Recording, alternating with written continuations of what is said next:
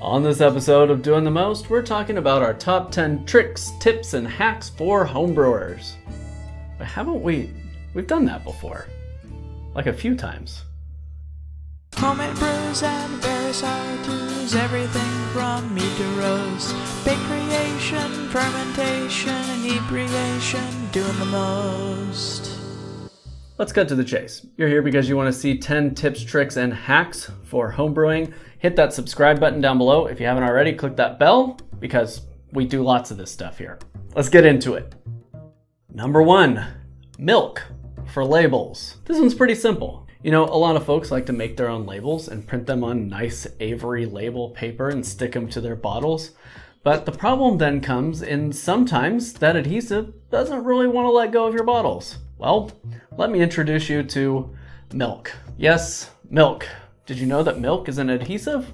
Well, for homebrewing bottle labels, it can be. Just print your labels on some regular A4 paper and use a paintbrush to lightly coat the back of them with milk. Doesn't matter what kind, as long as it's dairy milk and has some lactose sugar in it, because that sugar is what we're relying on to keep the label stuck to the bottle. Looking at others' experiences on the web, it seems like the fat content of your milk doesn't matter all the way down to skim milk as long as it's dairy milk. So apparently we're relying on the lactose in the milk to stick your labels on. Whatever the case, milk works as a great adhesive for labels. Just paint a little milk on the back, put your label on, let it dry, and it'll be stuck for good until you soak it in warm water where it will just fall right off.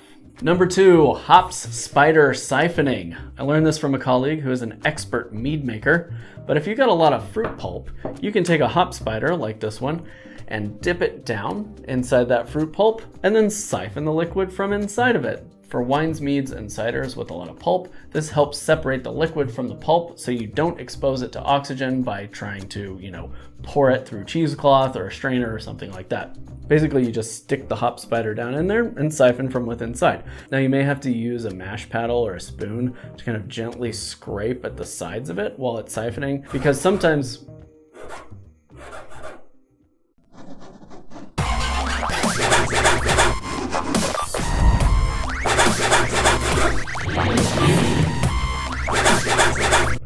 pulp can get stuck inside there, and you can just brush it aside with a sanitized spoon to keep the liquid flowing through. Now I know that means you have to buy a hop spider, but if you're going to be making beer or hopped ciders or meads, it's great for that.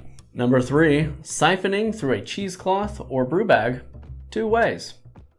This one's actually fairly simple, and you can do it 2 ways. If you've got really fine particulate, you can use a piece of sanitized cheesecloth in between the cap on your racking cane and your racking cane in order to filter that stuff out as you're transferring it from primary to secondary. If you've got bigger, thicker, heavier, stringier particles, you can actually wrap a brew bag or cheesecloth around the out portion of your racking hose and rack through that. Just make sure to use some sanitized twine to snug it up really tight on that hose. Do not use a rubber band for this. They're covered in nasty chemicals. They're literally made of nasty chemicals, and you don't want that stuff in your brew. This works great for auto siphons. You just stuff the hose in the bag down inside of your carboy and start your auto siphon, and most of the fluff that goes through your siphon should get caught in the bag on the other end. Number 4, mark your buckets yourself. I learned this one because I once made a traditional mead with a gallon of honey and 4 gallons of water. And when I looked at the markings on the outside of my bucket that had come marked from the manufacturer, I learned that the markings were wildly off by about a half a gallon. Ever since then, if I get a new brewing bucket, whether it's a 2-gallon bucket or a 5-gallon bucket, even if it comes marked from the manufacturer, I try to make sure to always mark those buckets on the outside so I know and trust where the liquid line is.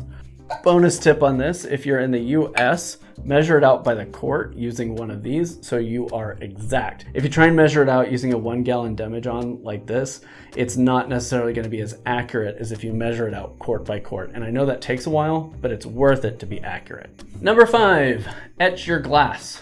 Etching cream is relatively inexpensive, and you can make the stencils yourself for free using masking tape, or you can buy stencils online. When we're talking about knowing where liquid lines are, etching your glass is a great way of doing that. And additionally, if you're wanting to have a little fun, you can mark your glass with some fun stencils to add interesting designs to your carboys and demijohns. Now note, this probably voids any warranty that you might have on your carboys and demijohns, but I think it's worth it. Number 6, pipe cleaners for your hoses. I'm talking about like your racking tubing and things like that.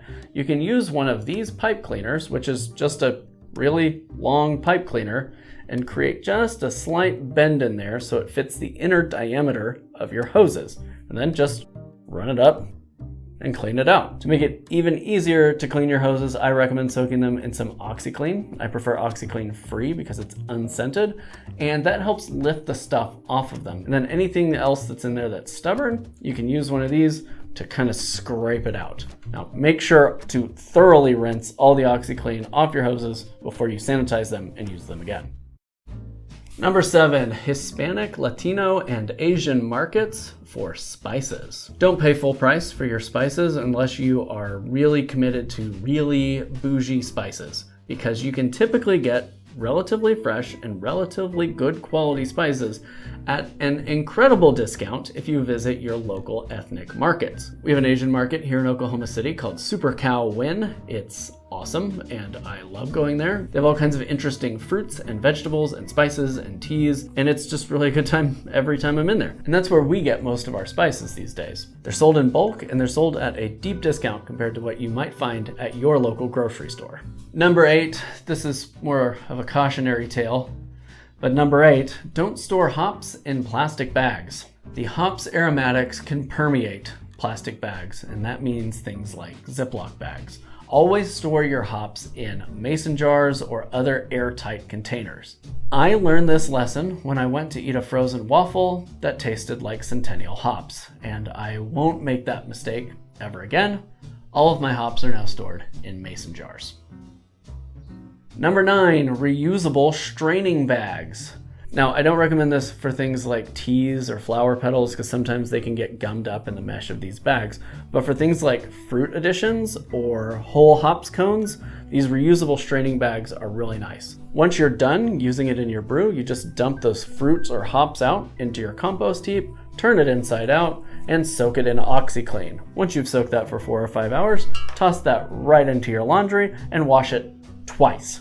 Wash it twice to make sure you get all the OxiClean out of there. Then instead of putting it in your dryer, hang it to dry. And I have reused these many, many times, including in my fruit press, and they're super handy and they save you a lot of money. And finally, number 10, zip ties or twist ties to hold in your airlock. You've probably seen this example sitting right here this entire time. Now, sometimes you'll have trouble with the airlock slipping out of the mouth of your demijohn. And a lot of folks will use rubber bands or twine to hold them on. I like to recommend zip ties because you can really ratchet them down. But what I've been using lately instead of zip ties, because zip ties you can only use once and then you have to snip them to get them off, I have been using these produce twist ties. What's great about them is you can also really crank them down to get them as tight as you want on there, and they don't really slip. And of course, you can take them right back off so they're reusable and you can use them on the next batch. And you can usually get 5 or 6 uses out of them before you start to break the little metal piece that's on the inside. And this episode wouldn't be complete without a bonus tip: reusing honey buckets for your grain mill.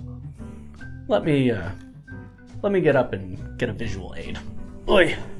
Now, many of you, particularly the beginners among you, probably do not own a grain mill, and I don't blame you because these things are bulky and not cheap. But they are also super handy, so that's why I have one. Basically, you use it when you're making a beer or a braggot to mulch up your grain for your mash. A lot of folks will cut a hole in a piece of plywood or board and attach their grain mill to that and set that on top of their bucket, and that works perfectly fine. However, I'm a mead maker and I have a lot of honey buckets left over because I buy a lot of pails of honey. And honey bucket lids go back on really well. They seat back on really nicely and they hold pretty firm. So what I did was I cut a rectangular hole to fit the mouth of my grain mill, and then I used the plastic pieces from inside that hole to bolt the grain mill to the bucket lid. So I can put the bucket, so I can put the lid of the bucket right back on top of the bucket, press it down firmly, and mill my grain, no problem. I found this to be hella convenient. So those are our top 10, or I guess 11 homebrewing hacks, tips, and tricks for this time. I hope you found that useful. We've got some social medias, they'll be on your screen right here, including a Discord server. I would definitely recommend you join our Discord server because we got lots of helpful folks on there that have a lot more tips, tricks, and hacks than I do, and they are always willing to help out. Until next time, happy brewing and cheers.